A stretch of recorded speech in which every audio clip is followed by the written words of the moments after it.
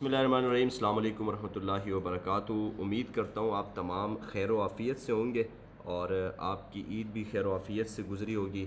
हमने देखा कि माशाल्लाह से जिस तरीके से कराची के अंदर रमज़ान गुज़रा, फिर ईद पर और ईद के पहले दिन बारिश हुई, तो बहुत सारी चीज़ें थी।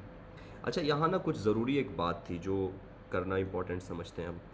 हमने देखा कराची के अंदर जब ईद आती है या कोई त्यौहार आता है तो कुछ बरसाती मेंढक निकल आ जाते हैं। अब वो बरसाती मेंढक क्या होते हैं कि आप किसी भी पिकनिक स्पॉट पर जाते हैं या किसी भी पार्क में जाते हैं या किसी भी एडवेंचर वाली जगह पर जाते हैं, और ख़ासकर अपनी फैमिली को लेके, तो वहाँ आपको कुछ नमूने मिलते हैं। अच्छा, उन नमूनों का किसी कौम किसी तहज़ीब से कोई सरोकार नहीं होता।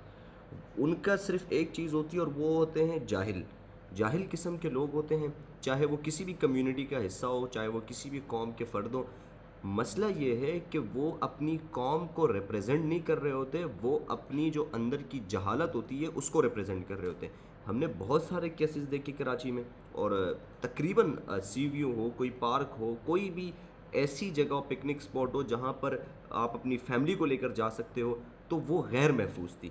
तो बहैसियत कराची वाले, क्योंकि हम कराची में रहते हैं और कराची में रहने वाला किसी भी कम्युनिटी से ताल्लुक़ रखने वाला जो कराची में पैदा हुआ है वो कराची वाला है, तो वो इतना तो उसको पता होता है कि वो शहरी ज़िंदगी में रहते हैं और शहरी ज़िंदगी के क्या उसूल होते हैं, क्या ज़वाबित होते हैं।